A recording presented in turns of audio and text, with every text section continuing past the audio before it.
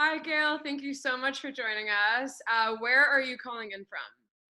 I am calling in from Michigan. Michigan is my hometown. I recently moved to New York, but I'm here in Michigan for quarantine, and it's a lot easier to live life during these times in the suburbs rather than the big city.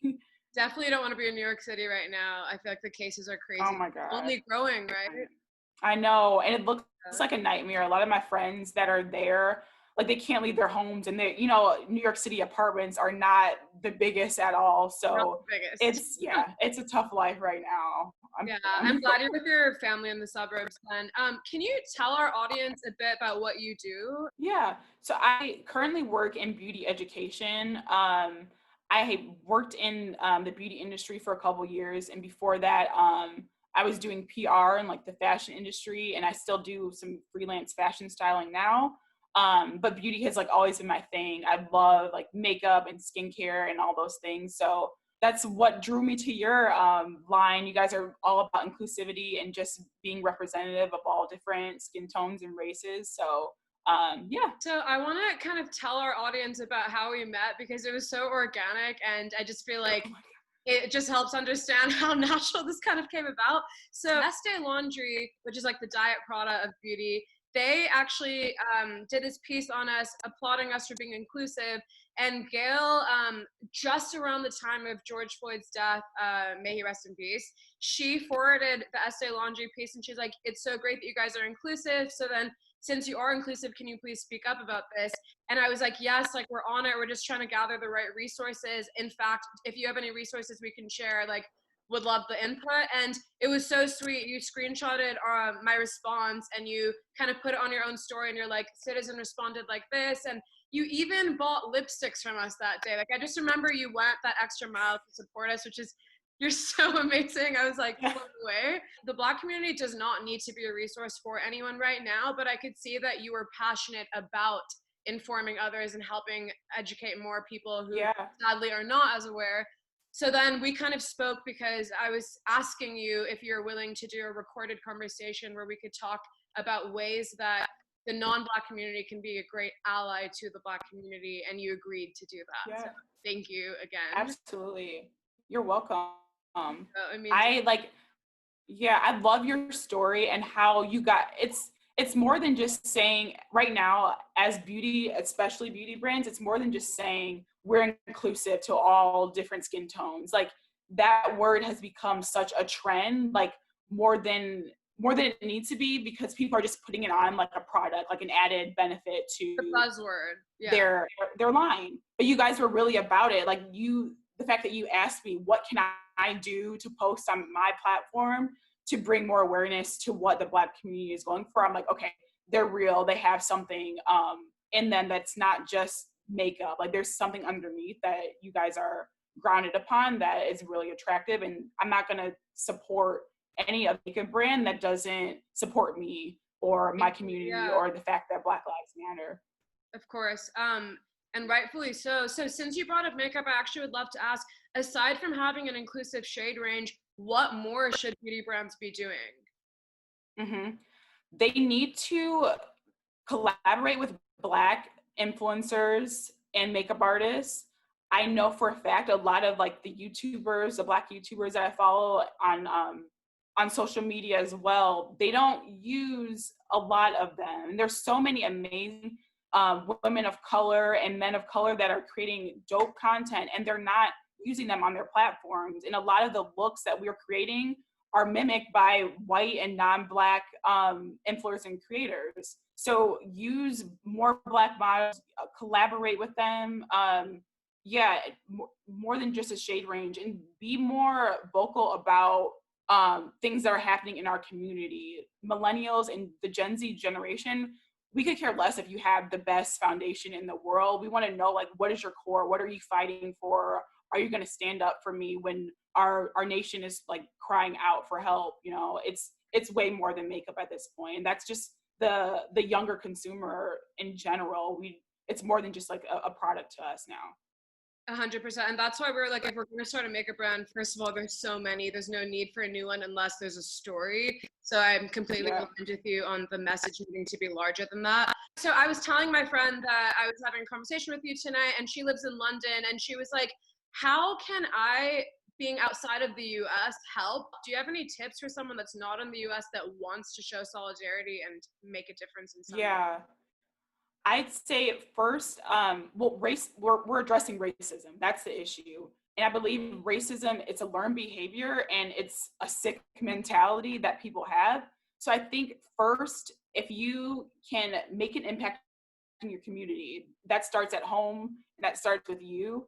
If you can start having those conversations about racism and how to be an anti-racist and addressing any kind of feelings that you might have internally about people of color, like say if you walk into a room full of Black people and you start like getting scared, you start shaking, ask yourself those tough questions like, okay, what have I learned, or what have I seen in the media, or what have I experienced that's making me feel this way? It's really like addressing and checking your heart first. And once you do that, then you can start having those conversations at home with your parents, with people that talk, or people that are more traditional in their way of thinking.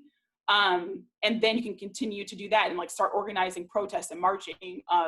Getting out in the streets and using our voices is a great way to bring more recognition to what's happening in America and Black America. And we see like all over the nation, people are marching now, which is great. So I think it really starts internally and then communities, and then you can continue to expand. But we're really trying to attack that racist mentality and just end it for good. It's been too long. We've been fighting this as a community for hundreds of years, thousands of years actually, and racism just has to stop. It's sickening. And if we can transform a mind, we can transform literally cities. I heard this quote by Bill Johnson. He said, if a transformed mind can transform a life, a transformed person can transform a city. And I think that speaks directly to racism and the issue that we're experiencing now. If we can change that traditional mentality about brown skin is a threat, or darker skin is a crime, if we can change that, we can literally impact the world, and we can transform the world into areas we've never even reached before. I love that quote so much, and I completely agree with you. And like you said, we're so close to such big change, which is another reminder for everyone listening why we need every voice and every platform talking about the Black Lives Matter movement right now. And I just feel like it's a great reminder to kind of put everyone's attention to one thing, which is specifically defunding the police at this time right Absolutely. Now. Absolutely. And when we think like back in the 60s, when our nation was like moved to march and bring about change for civil rights, it was young people and the youth that were standing on the front lines marching and making sure our voices were heard. So imagine like how far we can go if we take on this mantle right now in 2020 and continue to push. Like the Black community and America, the world in general, will reach so many different heights and levels. Because without those young people marching back then like they did, we wouldn't, like Black people, we wouldn't have access to education and the resources and experiences that we have now. So it's a race that we all have to run. It's actually a marathon. It's not a race, but it's going to take so many different generations to lead to that point. I think millennials and the Gen Z generation, we got this. Like we can really make a difference. Exactly. And it's a good reminder that even with the current protests, we've already seen some changes, like the other 3 officers in the George Floyd case. And then there is something in San Francisco recently where any non-criminal act will not be handled by the police, but will actually be handled by people who are more trained in mental health. I mean, that's huge. And that's all because of marching and protesting. Absolutely. All the people who felt that. Yeah. Yeah. And that was because of us using our voices and marching and demanding change. And also, I was going to mention Breonna Taylor's law that passed. So that was amazing to hear too. It's just the power of young people. Like, I feel like we're finally at the age now as millennials where America is like listening to us and we're being heard. So this is the time for us to continue taking action, because to be honest, like it sucks that it took America to realize what we've been going through a video that went viral of George Floyd dying. Like that, it's ridiculous, but I'm happy to finally see the nation starting to listen and transform. Yeah. It's exciting when you feel like we are close to some change, hopefully, because something big is coming. And something big is coming. The elections are coming up. Do you have anything to say about that for anyone listening?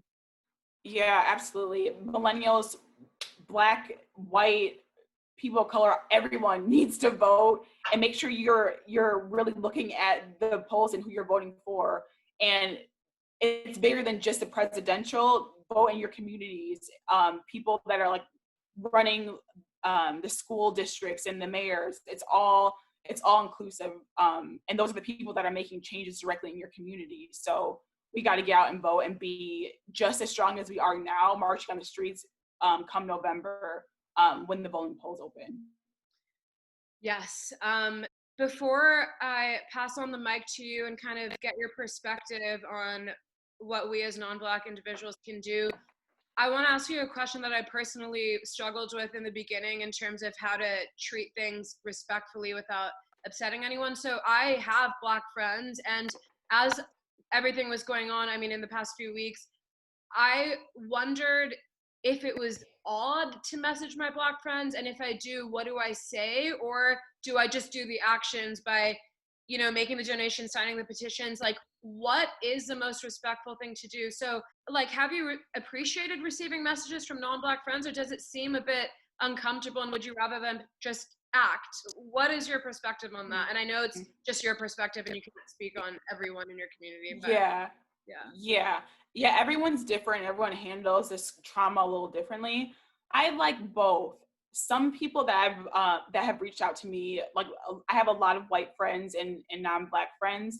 Some of them you can tell that they're really into it and they really care about your heart and like what you're experiencing. And then I get some of like the like thoughts and prayers towards you, like, and I'm gonna go about my business kind of thing. So you can kind of feel the vibe of people, but I think reaching out is great. Saying that you're here for them and you're willing to listen and do your research to support, because that's what a friend is. Like, if you see that my people are getting attacked because of the color of our skin, and that George Floyd, because it could have easily been my brother, that it's a very personal situation. So if you don't have my back now, like, you were never my friend to begin with. But I think I like my friends that are reposting and really being activists. I have a lot of amazing like non-Black friends that are just marching in the trenches with me.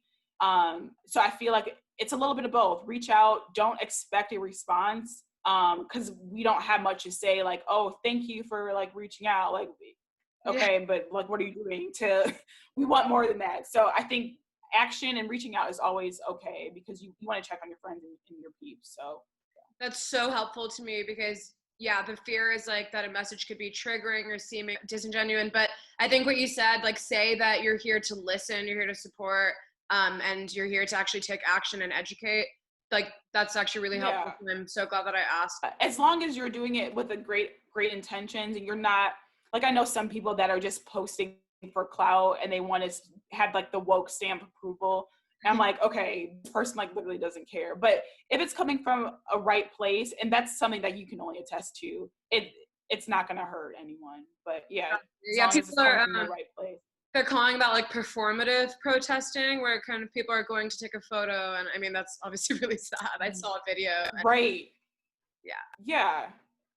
And a lot of beauty brands too that are doing that, which is like, okay, but what are you actually doing? Like the Martin Luther King quote, and then like going back to your regular content is like, okay, you really don't care. You just don't want to get canceled. But And with social media, how do you feel when you see someone right now not posting about this movement, but posting just about regular life? Any story that's not about the movement? Do you have feelings about that?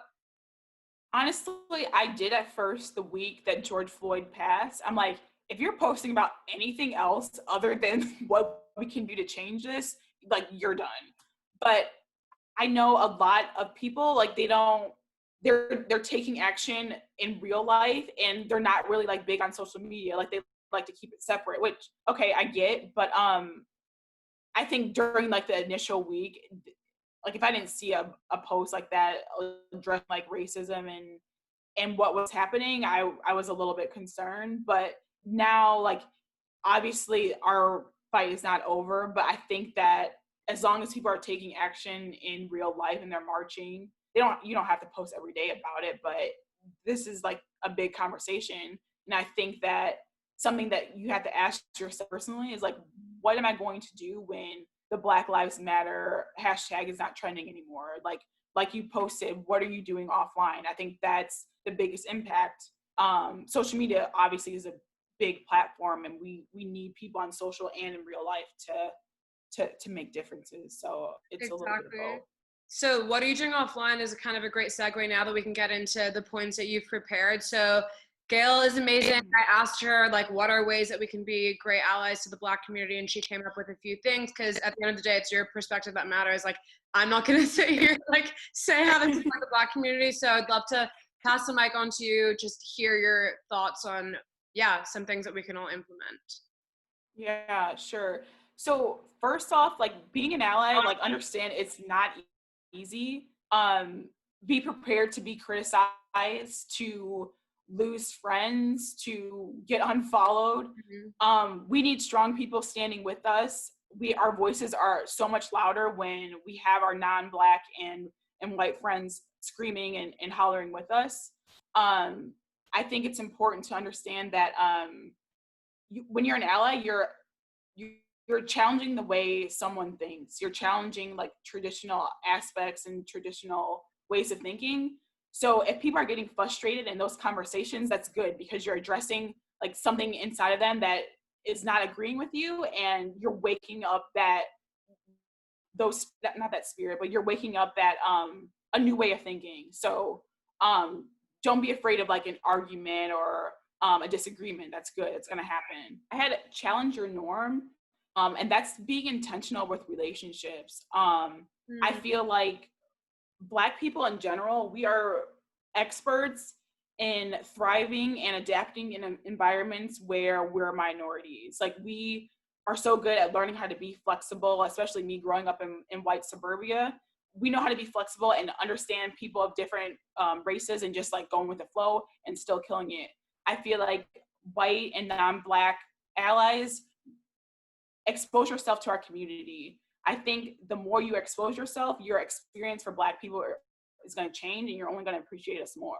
And we don't see a lot of the white community intentionally trying to learn about not Black culture, but American history, not white American history. There's a difference, and there's so many things that we were lied to as kids in school. But I think that if you really take the time to befriend people or just try to get to know people outside of your own culture, it's only going to make your life better. I have a very diverse group of friends, and something always good and like magical has come out of that, because you're always in a state of learning and you appreciate ethnicity and differences a lot more. So exposing yourself more to our community and getting in those books, watching the films. I have a whole list I can provide, or if you want to copy and paste it or whatever. We'll definitely share that list.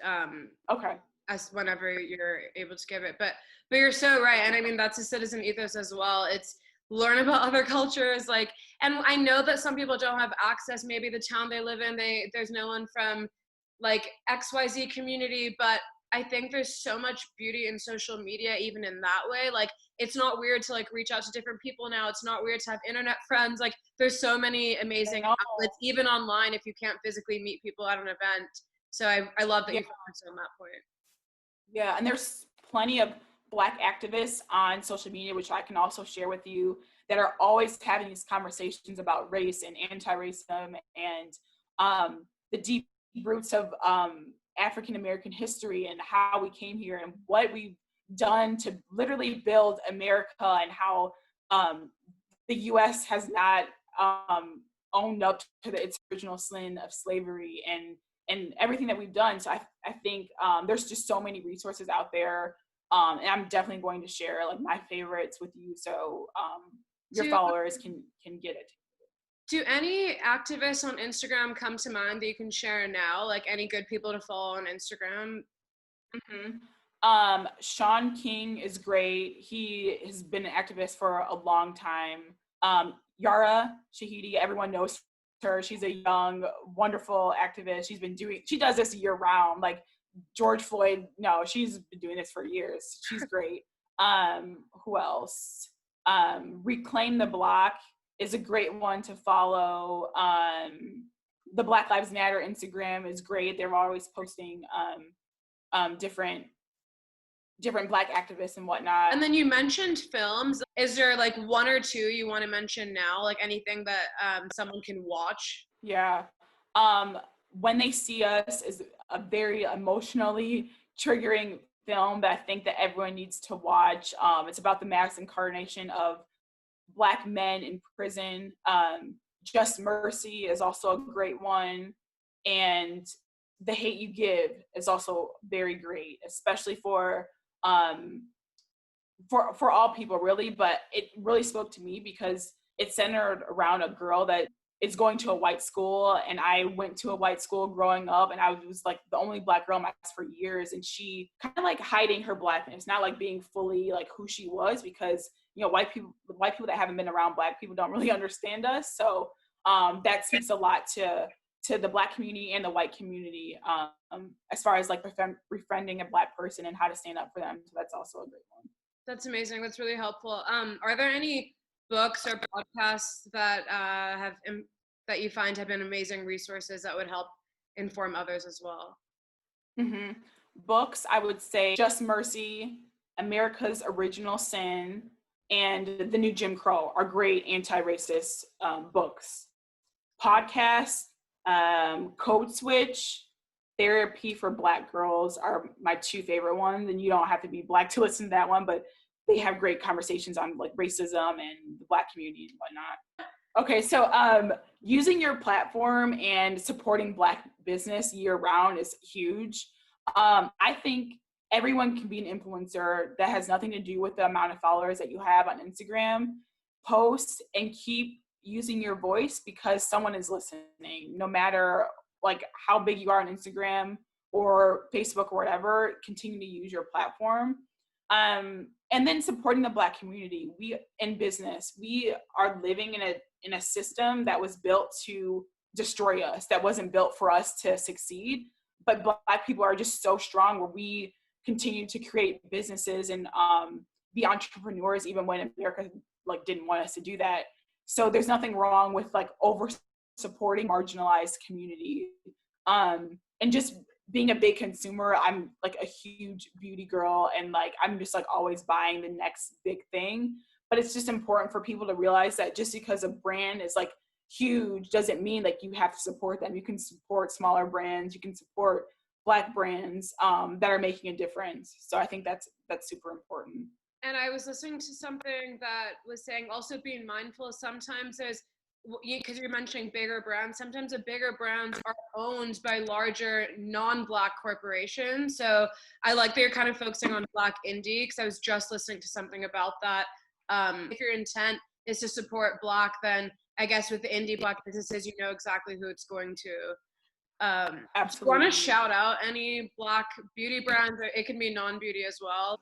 The Lip Bar, that's like one of my favorite brands. They're a Detroit brands, and that's like my original hometown. They've always been about supporting Black women, like before it was even popular and a thing. They're great. Black Girl Sunscreen has not been inclusive for years, and it's a sunscreen that we can use on our skin, and it won't, have that ugly blue and white cast on our skin. Juvia's Place is also great. They have amazing like eyeshadows. Honey Pot in Target, they're good for like feminine products and soap. So those are amazing Black brands to support. Cool.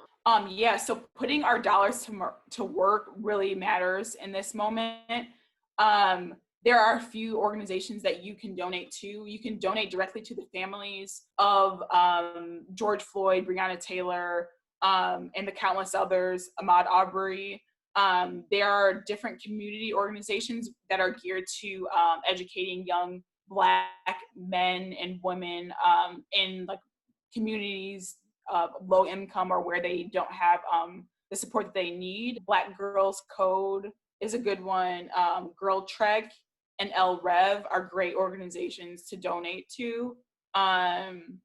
And then as far as like the bigger corporations, the Black Lives Matter one, Reclaim the Block, Color for Change, NAACP are all great ones to support. And then if you don't have money to support, obviously your action is making a big difference.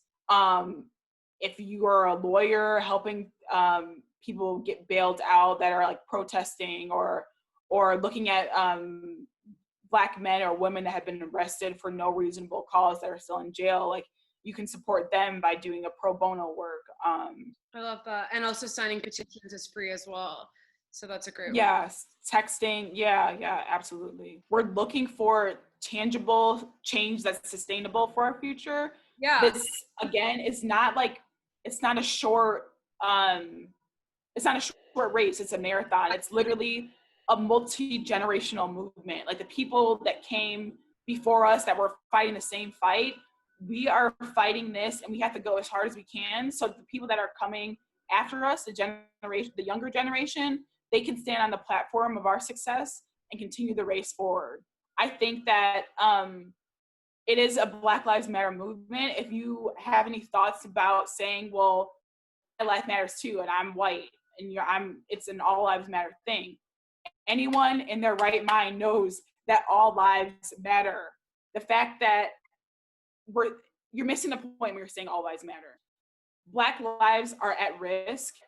We never mattered in this country all the way back to when we were counted as 3/4 of a person by law. Like we've never mattered. I heard this one analogy, and they were talking about if a house in a neighborhood was on fire, would you send the fire department to spray down every single house, or would you go down to the house that's burning down to save it? Our lives are on the line, and I think if that makes sense, or if that makes people understand that it's a Black Lives Matter movement. And do you want to say anything else about the beauty industry, or just any ways that the beauty industry can do better? Because obviously that's something that I'm going to be listening and taking notes as well. Yeah. I think the beauty industry is so large, and there's so much attention on beauty. And I think that's why a lot of the beauty brands have been like under a fire during this moment, because we're like, hey, what do you got to say about Black Lives Matter? Like, you speak up, or like you're out. As far as being a Black woman working in beauty and a huge beauty consumer, it sucks that like Black women have always been an afterthought, yet our culture, our looks, our skin have always been appropriated in some way in beauty, whether it's with like the big Kylie Jenner lips, or like the white models that are that get like super tan, and they have these like fabricated bodies that like mimic Black women's bodies. I'm like, why aren't like the brands that are using these models over like real Black models, like what message are you trying to address? Like, first, that model is not even real. Like we know that she's not that skin tone, and we know that's not her real body. So why don't you use the person that you're making for that photo shoot or whatever? And then like as far as Black consumers, we spend twice as much on beauty goods than a non-white consumer. So it's baffling that we've always been seen as an afterthought, and we've never, like, talking about like foundation ranges or concealer, we've always been like, oh, we're going to be adding those shades later on, or we don't have those shades now, but maybe in the future. Like it's just really, it's so sad, because I'm so like passionate about this industry, but to the fact that we just have to keep fighting for our skin color to be like more noticeable, and I guess across more platforms is something that needs to change. I feel like beauty needs to wake up to that fact for sure. It's also, I hope if anyone's listening to this and they're a venture capitalist and investor, that funding is a lot harder as well. And I was listening to something the other day that was saying investors want to see you start with that friends and family round, but within the Black community, a lot of people don't have that experience of friends and family being able to invest such large amounts. But then without that, investor won't let you go to the larger round. So it's like this catch-22 that doesn't seem to be in favor of this community. So I guess that's why there's just even more emphasis on supporting these businesses because Yeah. it was a harder struggle to even start the business and more. Right. And those policies were built in systemic racism and with redlining and like school districts and all that. Like we were literally, they set us up to fail. Obviously we're not, we're, rising above anyway, but yeah, it's supporting Black businesses is such a huge thing. So I encourage like your followers, any products that you feel like you can replace, any kind of brand that you can replace with a Black one, I would do it. This is about humanity and equality at this point. And I think that if you have a heart to be an ally or to support the Black community, support Black, shop Black, use your dollars and put your dollars to work. Thank you. And I think that's a powerful thing to leave kind of our audience with, is just to support Black in any way that we can, especially our dollars go a long way. So yeah, your money talks. Yeah. Exactly. I even like for sure after this movement, I've cut off like so many beauty brands, so many like other brand, like jeans, literally anything. It's about like what the brand is doing at the core and what they really care about. Yeah. Again, being an ally or being a supporter, you're going to mess up. You're going to screw up sometimes, but I would say be willing to learn, to be corrected and continue to move forward. So if you've messed up on social media, okay, what are you going to do to fix it? Like, who are you going to be next year? Are you going to go back to your old forms of thinking? Are you still taking action? Are you still donating? Are you still signing petitions? So it's again, it's a marathon. Like, what are you doing in the long run? Exactly. Which is why like my friend was also like, ask like what we should be doing throughout this year, since it's not just this week and right now. So let's leave everyone on that, knowing that this is something that's a longer fight and a larger fight than just like one post. Yep. What for the rest of this year should we be focused on doing as non-Black individuals that want to be supportive? Yeah, keep speaking on your platforms, continue to talk, have the conversation, literally talk until your mouth is dry and you don't have a voice. I was at a protest yesterday and I'm surprised I have a voice, but literally scream and talk amongst your community, have arguments, that's fine, but continue to do that and make change in your community. We have the power to make change. You just have to find it in yourself to get out of your comfort zone, like understand that it's a privilege to fight against racism instead of living a world of racism and having to fight against it. Like imagine how much more that burden is on us. So yeah, continue the conversation and continue talking about it. Thank you so much. I just want to like truly thank you again, because again, like you have no responsibility to be a resource for anyone right now. So the fact that you, out of your own time, while you must be dealing with such a range of emotions, the fact that you agreed to do something for a non-Black company even and a person like myself, like that means the world to me, and hopefully it's for the intention of informing more people about this movement and the importance. So thank you so much. I really appreciate it. You're welcome.